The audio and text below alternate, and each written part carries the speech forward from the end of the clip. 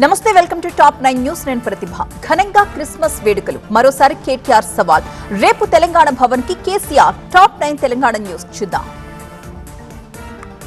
Hyderabad LB స్టేడియంలో Christmas వేడుకలు ఎంతో ఘనంగా జరిగాయి. సంబురాలకు హాజరైన సీఎం రేవంత్ రెడ్డి చిన్నారులకు బహుమతులు ప్రదానం చేశారు. పార్టీ మారిన వాళ్లు ఆధారాలతో సహా దొరికిపోయారన్నారు కేటీఆర్. దమ్ముంటే ఎమ్మెల్యేలతో రాజీనామా చేయించి ఉప ఎన్నికకు సిద్ధం కావాలంటూ సవాల్ విసిరారు. రేవంత్ ఓ కాలు కాంగ్రెస్ లో, మరో కాలు బీజేపీలో పెట్టారంటూ విమర్శించారు. రేవంత్ పాలన ఎలా ఉందో పంచాయతీ ఫలితాలే చెప్పాయన్నారు. అఖిలేష్ పాత మిత్రుడని రామచంద్రరావుకు బాధేంటంటూ ప్రశ్నించారు. రేపు తెలంగాణ భవన్ రానున్నారు కేసీఆర్. భవన్ లో నేతలతో సమావేశం కానున్నారాయన. కృష్ణా గోదావరి జలాలు, పాలమూరు ప్రాజెక్టు నీటి కేటాయింపులపై ఉద్యమం చేయాలంటూ నిర్ణయించారు కేసీఆర్. 2 రోజులుగా కేటీఆర్, హరీష్ రావులతో చర్చలు జరిపారు. ఆదివారం ఉద్యమ కార్యాచరణను నేతలకు వివరించబోతున్నారు గులాబీ బాస్. కేంద్ర నిధులతోనే తెలంగాణలో అభివృద్ధి కార్యక్రమాలు జరుగుతున్నాయన్నారు కేంద్ర మంత్రి కిషన్ రెడ్డి. ఆర్థిక సంఘం నిధులతో గ్రామాల్లో రోడ్లు, పారిశుద్ధ్య పనులు చేస్తున్నారన్నారు. ఎంపీటీసీ, జెడ్పీటీసీ ఎన్నికల్లో బీజేపీని గెలిపించడానికి ప్రజలు సిద్ధంగా ఉన్నారన్నారు. స్థానిక బీజేపీ నేతలు ప్రణాళికాబద్ధంగా పనిచేసి అధిక స్థానాలు గెలవాలన్నారు. కాంగ్రెస్ విషవృక్షమని తెలంగాణ ప్రజలు గమనించలేకపోయారన్నారు కేంద్ర మంత్రి బండి సంజయ్. కేసీఆర్ మూర్ఖ పాలనకు విసిగిపోయి కన్ఫ్యూజన్ లో కాంగ్రెస్ కి ఓటేశారని అన్నారు. ఆ హస్తం ఇవాళ తెలంగాణ ప్రజలకు భస్మాసురు హస్తంగా మారిందన్నారు. ఏపీని స్ఫూర్తిగా తీసుకుంటామని, తెలంగాణలో కాంగ్రెస్ ని కూకటి వేళ్లతో పెకిలించేస్తామని అన్నారు ఆయన. రేవంత్ పాలనకు పంచాయతీ ఫలితాలు నిదర్శనమన్నారు మంత్రి తుమ్మల. పార్టీలో కోవర్ట్లతో అప్రమత్తంగా ఉండాలన్నారు. కొందరి వల్ల కొన్ని గ్రామాల్లో ఓడిపోయామన్నారు. ఉపాధి హామీలో గాంధీ పేరు తొలగించడం దేశద్రోహమన్నారు. సర్పంచ్ ఎన్నికల్లో సీఎం రేవంత్ చెప్పేవన్నీ అబద్ధాలే అన్నారు హరీష్ రావు. ఎన్నికలంటే కాంగ్రెస్ ప్రభుత్వం భయపడిపోతోందన్నారు. యాప్లతో రైతుల్ని ఇబ్బంది పెట్టే ప్రయత్నం జరుగుతోందంటూ విమర్శించారు. పంచాయతీ ఎన్నికలు కాంగ్రెస్ కి చెంపపెట్టన్నారు ఎర్రబెల్లి. 1000 లోపు ఓట్లున్న గ్రామాల్లో కాంగ్రెస్ గెలిచిందన్నారు. మేజర్ గ్రామ పంచాయతీలన్నీ బీఆర్ఎస్ కైవసం చేస్తుందని చెప్పారు. ఎంపీటీసీ, జెడ్పీటీసీ ఎన్నికల్లో కాంగ్రెస్ కి భంగపాటు తప్పదన్నారు. హైదరాబాద్ ప్రెస్ క్లబ్ లో బండారు దత్తాత్రేయ రౌండ్ టేబుల్ సమావేశం నిర్వహించారు. జీహెచ్ఎంసీలో మున్సిపాలిటీలు, కార్పొరేషన్ల విలీనం, హెచ్ఎండిఏ పరిధిలో రైతుల సమస్యలపై చర్చించారు. ఎంపీ కొండా విశ్వేశ్వరరెడ్డి, జయప్రకాష్ నారాయణ్ రైతులు పాల్గొన్నారు. అనకాపల్లి జిల్లాలో సీఎం చంద్రబాబు, జగన్ కు deputy CM Pawan Kalyan warning. YCP పాలనలో అందరికీ మేలు చేశామన్న సజ్జల. ఆంధ్రప్రదేశ్ టాప్ 9 న్యూస్ చూద్దాం. పారిశుద్ధ్య కార్మికుల భద్రతకు చర్యలు తీసుకుంటున్నామన్నారు సీఎం చంద్రబాబు. జనవరి 26 నుంచి రోడ్లపై చెత్త కనిపించకూడదన్నారు. అనకాపల్లి జిల్లాలో పర్యటించారు CM. Tallapalem social welfare residential స్కూల్లో విద్యార్థులతో ముచ్చటించారు సీఎం. మాజీ సీఎం జగన్ కు deputy CM Pawan Kalyan warning ఇచ్చారు. కాంట్రాక్టర్లను జైళ్లలో పెడతామని బెదిరిస్తున్నారని, బాధ్యత మరిచి ప్రవర్తిస్తే ఊరుకునేది లేదని అన్నారు. వాళ్లు అధికారంలో ఉన్నప్పుడే భయపడలేదని ఇప్పుడెలా భయపడతానంటూ ప్రశ్నించారు. గీత దాటి మాట్లాడితే చేతిలో గీతలు లేకుండా అరగతీసేస్తామన్నారు. గోదావరి జిల్లాల దాహార్తి తీర్చే పథకానికి శ్రీకారం చుట్టామన్నారు కేంద్ర మంత్రి శ్రీనివాస్ వర్మ.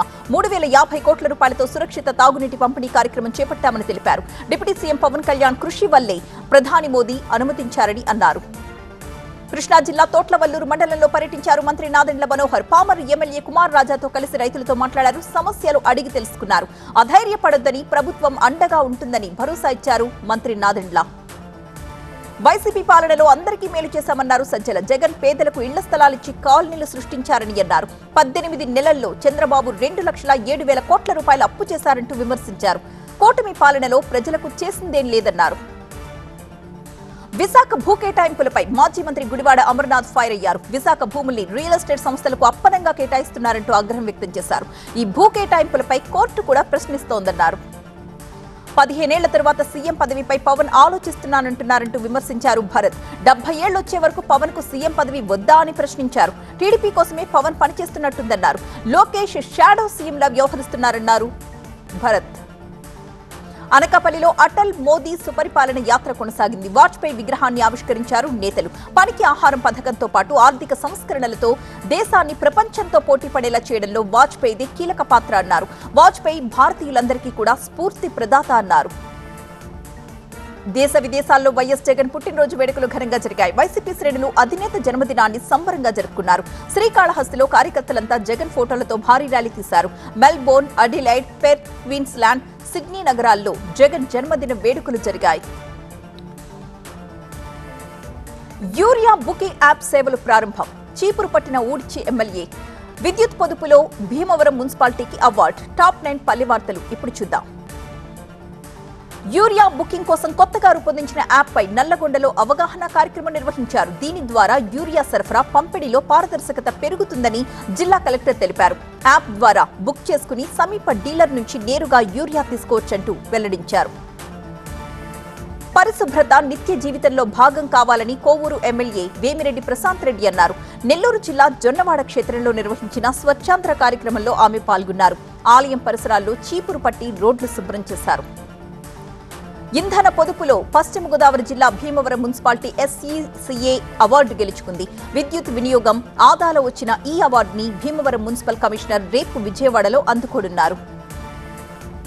బాపట్ల జిల్లా అద్దంకిలో NSP కాలువపై ఆక్రమణల్ని అధికారులు తొలగించారు. ఈ కాలువ గట్టుపై మినీ బైపాస్ రోడ్ నిర్మించాలని ప్రభుత్వం నిర్ణయించింది. ఇళ్లు ఖాళీ చేసి వెళుతున్న ప్రతి కుటుంబానికి 3 సెంట్ల స్థలంతో పాటు తక్షణ సాయంగా 15,000 రూపాయలు అందజేశారు. 18 సంవత్సరాల లోపు పేద మహిళలు, పిల్లలు, SC, STలు, కార్మికులు ఉచిత న్యాయ సహాయం కోసం టోల్ ఫ్రీ నంబర్ 15100 అందుబాటులోకి తెచ్చారు. దీనికి సంబంధించిన పోస్టర్ ని మహబూబాబాద్ జిల్లా కోర్టులో జిల్లా జడ్జి శాలిని ఆవిష్కరించారు. కాకినాడ జిల్లా ప్రత్తిపాడు మండలం ధర్మవరం హైస్కూల్లో బాల్య వివాహాల నివారణపై అవగాహన సదస్సు జరిగింది. బాలికలు చదువుకుని స్వావలంబన సాధించినప్పుడే సమాజం అభివృద్ధి చెందుతుందని ప్రత్తిపాడు ఎమ్మెల్యే సత్యప్రభ అన్నారు.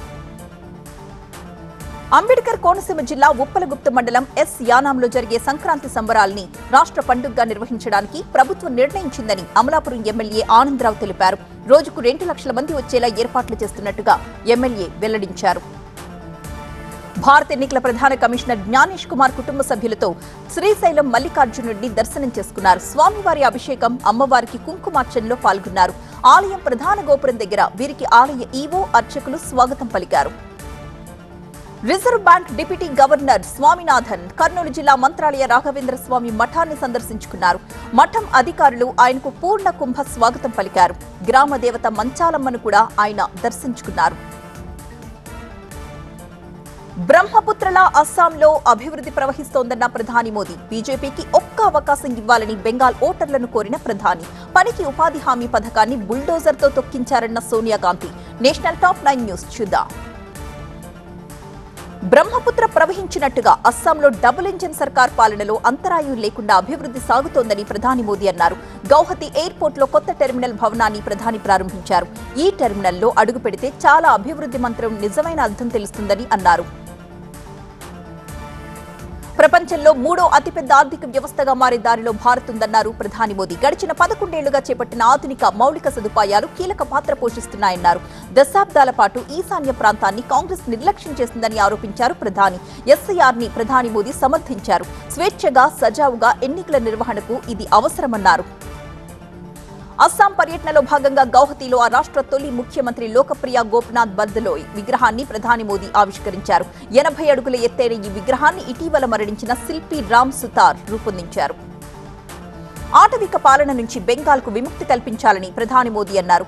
బెంగాల్లో బీజేపీ విజయానికి బీహార్ మార్గం చూపిందన్నారు. బెంగాల్లోని తాహిర్పూర్, నేతాజీ పార్క్లో నిర్వహించిన భారీ బహిరంగ సభను ఉద్దేశించి ప్రధాని వర్చువల్గా ప్రసంగించారు. పొగమంచు కారణంగా ప్రధాని అక్కడికి రాలేకపోయారు. మార్పు ద్వారా డబుల్ ఇంజన్ ప్రభుత్వాన్ని తీసుకురావాలని బెంగాల్ ఓటర్లకు ప్రధాని మోదీ విజ్ఞప్తి చేశారు. బెంగాల్లో కోట్ల రూపాయల అభివృద్ధి పనులు నిలిచిపోయాయన్నారు ప్రధాని.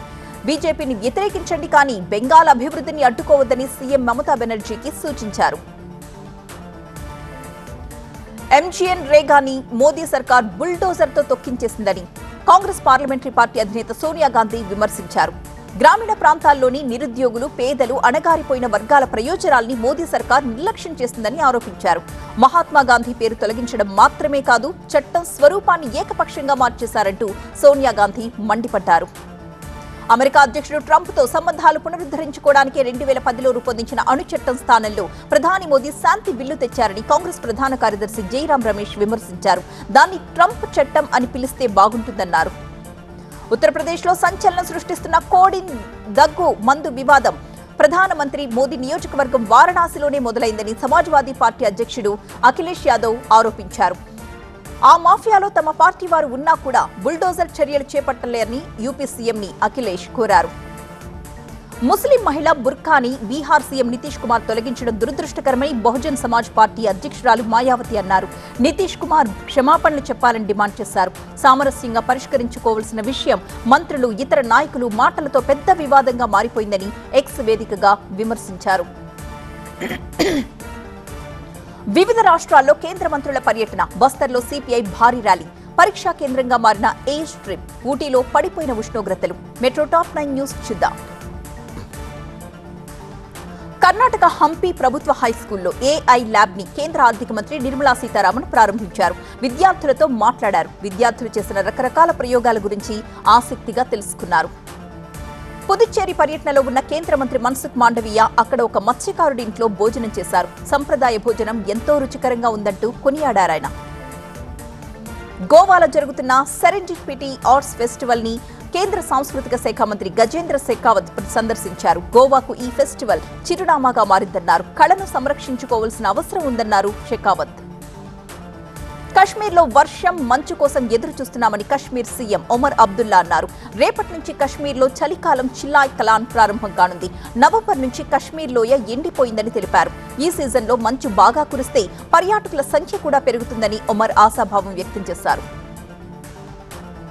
మిజోరం నుంచి న్యూఢిల్లీ వచ్చే రాజధాని ఎక్స్ప్రెస్ అస్సాంలో ఏనుగుల్ని ఢీకొట్టింది. ఈ ప్రమాదంలో 7 ఏనుగులు చనిపోయాయి. ప్రమాద తీవ్రతకు 5 బోగీలు పట్టాలు తప్పాయి. కొత్త పార్టీ పెడతానని ప్రకటించిన టీఎంసీ బహిష్కృత ఎమ్మెల్యే హుమాయూన్ కబీర్ దానికి ఏర్పాట్లు చేస్తున్నారు. బెంగాల్లోని ముర్షిదాబాద్లో ఈ నెల 22న ఆయన పార్టీని ప్రకటించబోతున్నారు. వేదిక నిర్మాణం పనులు రేపటికల్లా పూర్తవుతాయని కబీర్ తెలిపారు. బెంగాల్ ఎన్నికల్లో తమ పార్టీ నిర్ణయాత్మక శక్తిగా నిలుస్తుందన్నారు కబీర్. శతాబ్ది వేడుకల్లో భాగంగా ఛత్తీస్గఢ్ జగదల్పూర్లో సిపిఐ భారీ ర్యాలీని నిర్వహించింది. ఛత్తీస్గఢ్లో బీజేపీ, కాంగ్రెస్ తర్వాత సిపిఐ 3వ అతిపెద్ద పార్టీ అని ఎంపీ సంతోష్ కుమార్ తెలిపారు. వేల మంది కార్యకర్తలు సిపిఐ జెండాలతో ఈ ర్యాలీలో పాల్గొన్నారు.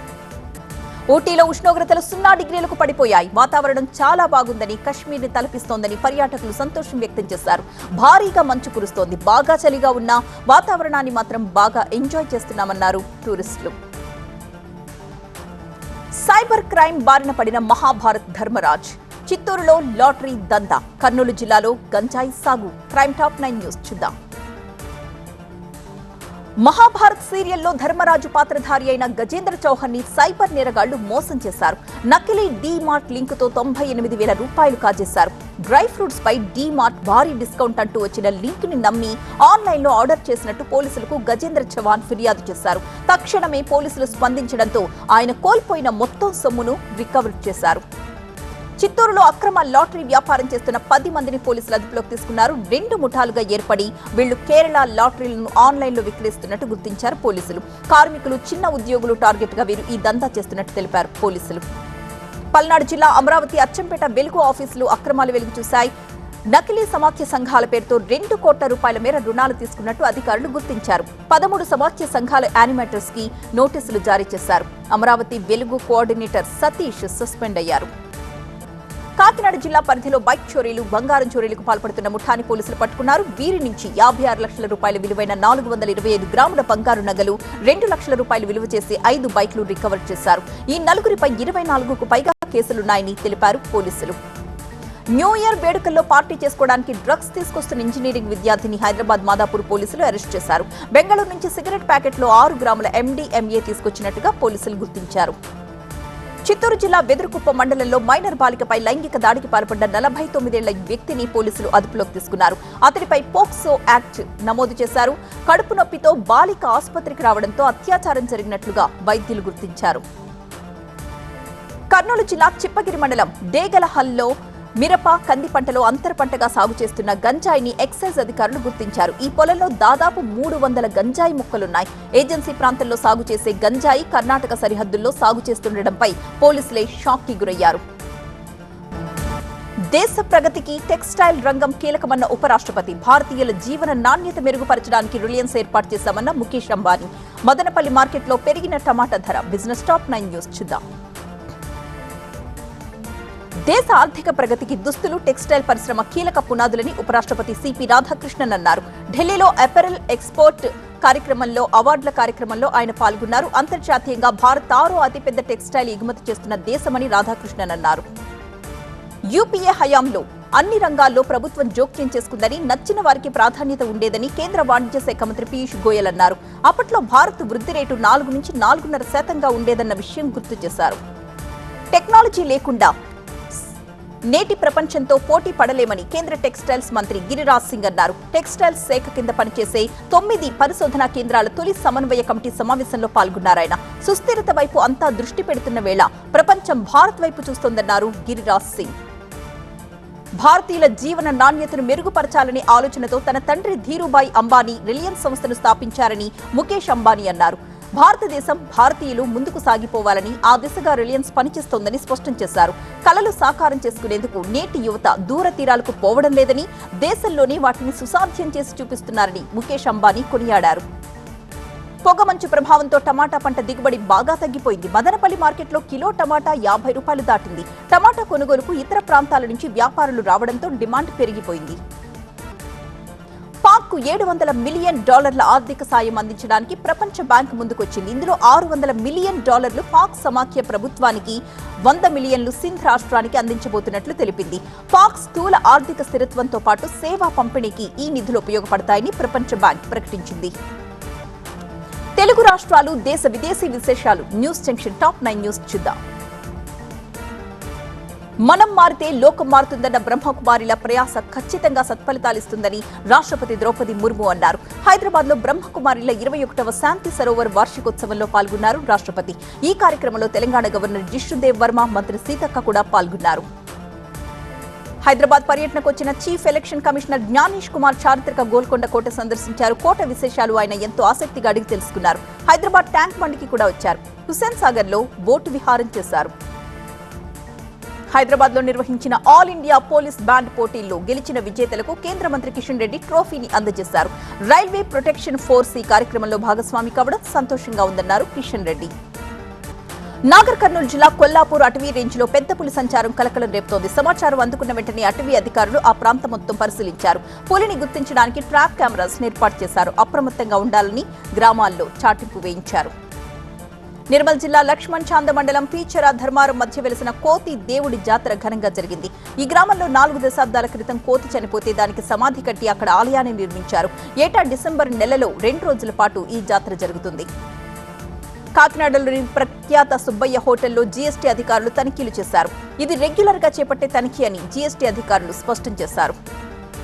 సెలవుల సీజన్